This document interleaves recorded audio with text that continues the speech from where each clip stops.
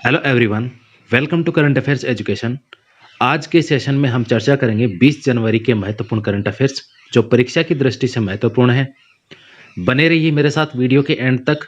काफ़ी important session आज का होने वाला है। डेफिनेटली मैं कह सकता हूँ आज के सेशंस में से अगर परीक्षा में प्रश्न न आए, अगर एग्ज़ाम में प्रश्न न आए तो पढ़ाना छोड़ दूंगा और आप इस वीडियो के कमेंट सेक्शन में आके लिख देना कि सर एक भी प्रश्न इस सेशन से नहीं आया है। डेफिनेटली मैं दावे के साथ कह सकता हूं। शुरुआत करते हैं।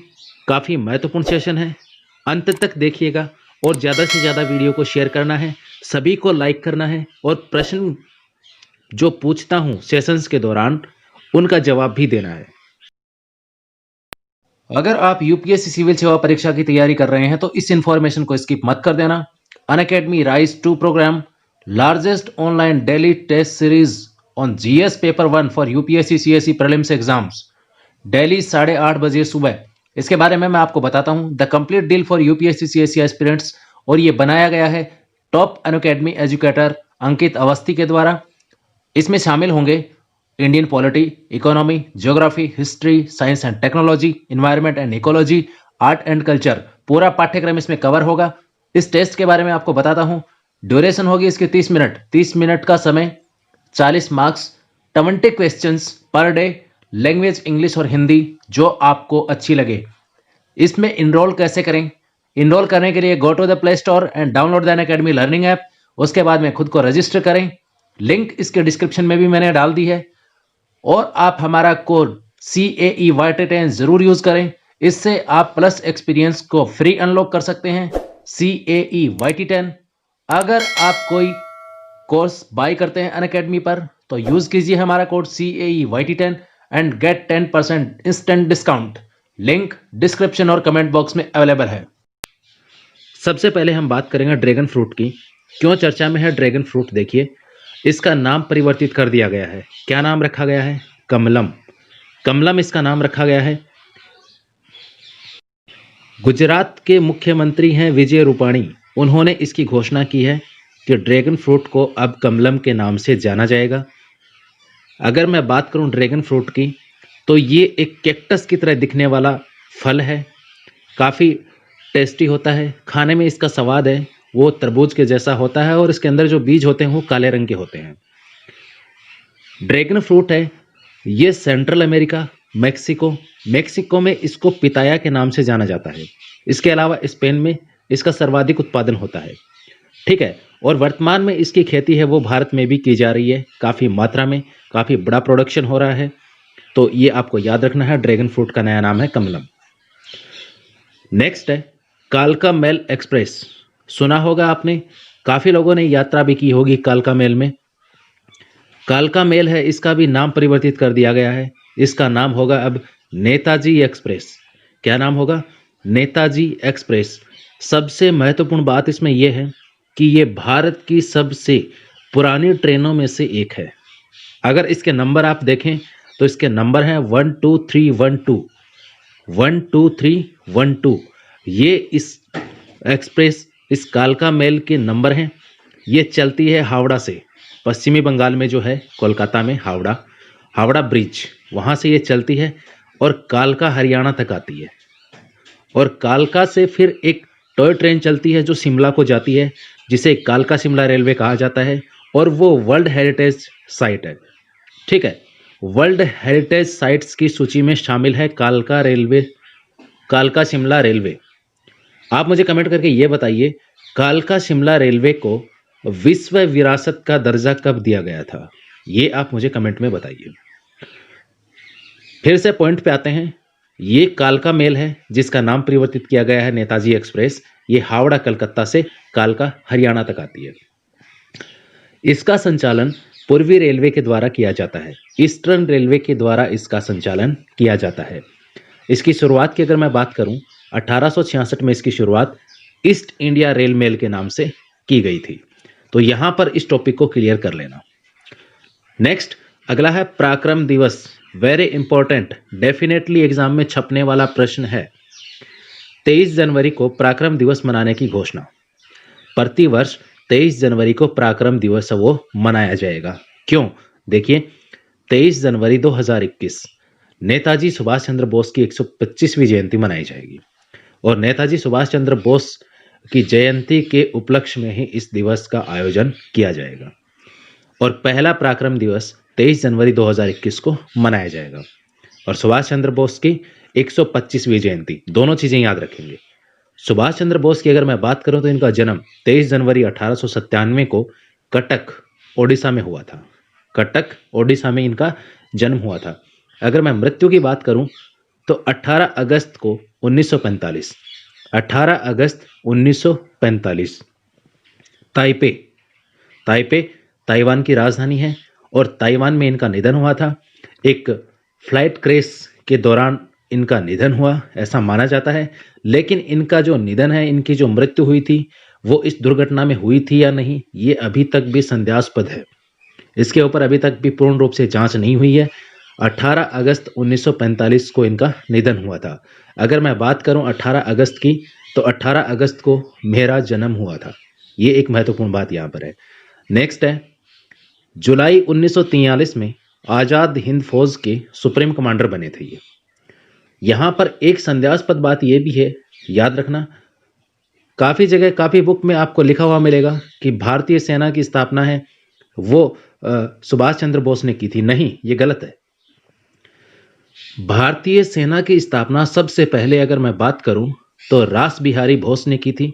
रास बिहारी बोस के बाद में मोहन सिंह नाम के एक थे, उन्होंने की थी।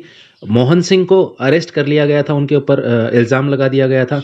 उसके बाद में उसको चेंज किया गया, उसका नाम चेंज कर दिया गया, इंडियन नेशनल आर्मी से आज़ाद हिंद फौज बना दिया और आज़ाद हिंद फौज का सुप्रीम कमांडर बनाया गया था नेताजी सुभाष चंद्र बोस को सिंगापुर में जुलाई 1943 में। और उसके बाद में इन्होंने यहाँ पर ब्रिटिश सेना के ऊपर आक्रमण किया था, ये आप याद रखेंगे। नेक्स्ट है डेजर्ट नाइट 21। ये क्या है? डेजर्ट नाइट 21 ये वायुसैन्य अभ्यास है, दो देशों के मध्य द्विपक्षीय। कौन कौन से देश शामिल होंगे देखिए, फ्रांस की अंतरिक्ष एवं वायुसेना और भारतीय वायुसेना इसमें शामिल होगी। फ्रांस काफ़ी महत्वपूर्ण देश है, अगर रक्षा की दृष्टि से देखें काफ़ी अच्छे संबंध हैं हमारे फ्रांस के साथ। कुछ समय पहले भारतीय वायुसेना को राफेल विमान भी फ्रांस से मिला है।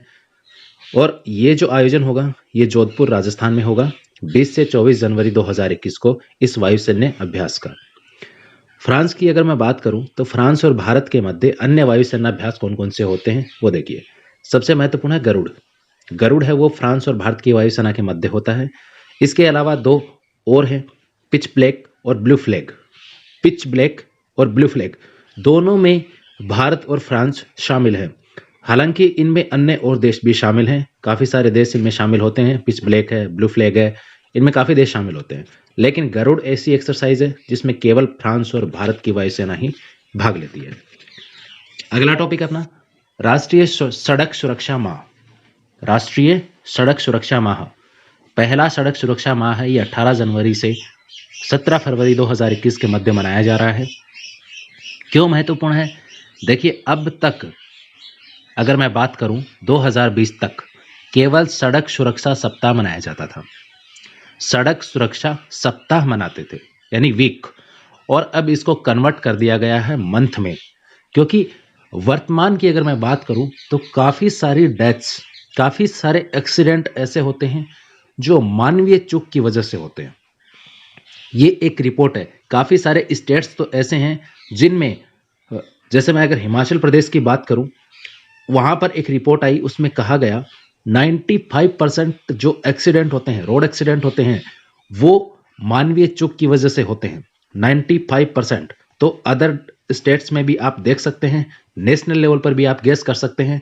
ज़्यादा भी नहीं तो मैं कहूँगा 70 से 80% ऐसे एक्सीडेंट्स होंगे जो मानवीय चूक की वजह से होते हैं। इसी को ध्यान में रखते हुए इसको सप्ताह से महीने में कन्वर्ट कर दिया गया है। तो राष्ट्रीय सड़क सुरक्षा माह है, ये पहली बार मनाया जा रहा है 18 जनवरी से 17 फरवरी 2020 तक, एक महीने तक। अमृतसर से कन्याकुमारी तक एक चैलेंज चलाया गया है जिसका नाम है सेफ स्पीड चैलेंज। तो ये भी याद रखेंगे, अमृतसर से कन्याकुमारी। क्या आप मुझे बता सकते हैं कि अमृतसर से कन्याकुमारी को कौन सा राष्ट्रीय राजमार्ग जोड़ता है? अगला टॉपिक है अपना मोटर बाइक एम्बुलेंस, जिसका नाम रखा गया है रक्षिता। इसको विकसित किया है डीआरडीओ ने। मोटर बाइक एम्बुलेंस रक्षिता, इसको विकसित किया है डीआरडीओ ने और सीआरपीएफ को इसको सौंप दिया गया है। 21 मोटर बाइक एम्बुलेंस हैं, वो सबसे पहले सीआरपीएफ को सौंपी गई हैं। एम्बुलेंस जो है वो सभी अत्याधुनिक सुविधाओं से युक्त है। देखिए ये इसकी ज़रूरत क्यों पड़ती है। मोटर बाइक एम्बुलेंस इसलिए ज़रूरी हो जाती है, आज के दिन शहरों में काफ़ी जगह ऐसी होती हैं, तंग सड़कें होती हैं, काफ़ी नैरो सड़कें होती हैं जहाँ पर एम्बुलेंस का जाना पॉसिबल नहीं है। तो उस स्थिति में उस छोटी सी जगह में मोटर बाइक एम्बुलेंस को ले जाया जा सकता है और लोगों की जान बचाई जा सकती है। इसी को ध्यान में रखते हुए इसको डेवलप किया है डीआरडीओ ने, और डीआरडीओ ने कहा है कि ये अर्धसैनिक बलों के लिए ही नहीं बल्कि आने वाले समय में सामान्य नागरिकों के लिए भी इसका प्रयोग किया जाएगा।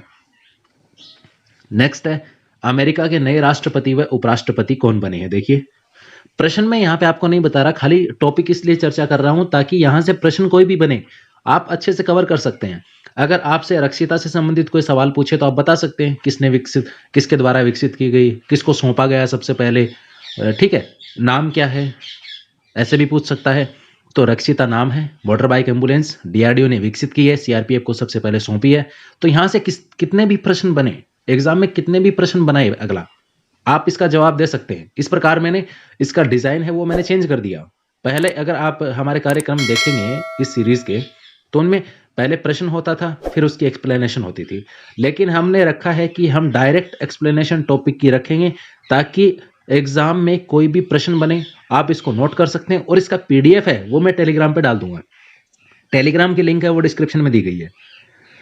अगला टॉपिक है, और एक खास बात इस कार्यक्रम की यह भी है कि आप घंटों देखते हैं, अन्य यूट्यूब चैनल्स हैं, बड़ी बड़ी कोचिंग्स हैं, उनका आप घंटों देखते हैं तब जाके आपके 10 प्रश्न बनते हैं। यहाँ पर तो आपको 10 से 15 मिनट में इतने सारे करवा दूंगा करंट अफेयर्स सारे दिन के कि आपको और कुछ पढ़ने की जरूरत नहीं है। अमेरिका के नए राष्ट्रपति देखिए कौन बने हैं। अमेरिका के नए राष्ट्रपति और उपराष्ट्रपति, राष्ट्रपति बने हैं जो बाइडेन, और इन्होंने प्रतिस्थापित किया किसको, डोनाल्ड ट्रंप को, और ये 46वें राष्ट्रपति बने हैं। क्रम याद रखना, बहुत बार पूछा जाता है परीक्षा में। 46वें राष्ट्रपति। उपराष्ट्रपति बनी है कमला हैरिस, ये भारतीय मूल की महिला है और ये 49वीं उपराष्ट्रपति है, 49th। शपथ, ये तारीख याद रखना, 20 जनवरी 2021 को ये शपथ ले रहे हैं। कमला हैरिस है, ये यूएसए की प्रथम महिला उपराष्ट्रपति है। ये भी इंपॉर्टेंट फैक्ट है यहाँ पर जो आप याद रखेंगे। नेक्स्ट और आज का अंतिम टॉपिक है पड़ोसी देशों को वैक्सीन निर्यात। 20 जनवरी 2021 से शुरू इसकी शुरुआत है वो कर दी गई है। पड़ोसी देशों को कोविड-19 के लिए जो वैक्सीन निर्यात की जा रही है वो 20 जनवरी 2021 से शुरू हो गई है। सबसे पहले भूटान को 1,50,000 डोज भेजे जाएंगे कोविशील्ड के। क्या आप मुझे बता सकते हैं कि कोविशील्ड का निर्माण किसके द्वारा किया गया है। इसके अलावा मालदीव, बांग्लादेश, नेपाल, श्रीलंका, म्यांमार, सेशेल्स, इन देशों को भी यहाँ पर कोविड-19 की वैक्सीन है वो भेजी जाएगी। और एक इंपॉर्टेंट बात यहाँ पर जो याद रखेंगे, एक इकलौता पड़ोसी देश है जिसको हम कहते हैं पाकिस्तान, जिसने न तो यहाँ पर रिक्वेस्ट की है वैक्सीन के लिए और न ही भारत ने उसके साथ कोई डिस्कस किया है वैक्सीन एक्सपोर्ट से रिलेटेड। और पाकिस्तान की अगर बात करें तो पाकिस्तान वर्तमान में चाइना से वैक्सीन खरीद रहा है, चाइना से डील कर रहा है वैक्सीन प्राप्त करने के लिए। तो यहाँ पर यह इंपॉर्टेंट फैक्ट है, याद रखेंगे। मिलते हैं अगले एपिसोड में, तब तक के लिए गुड नाइट, नमस्कार।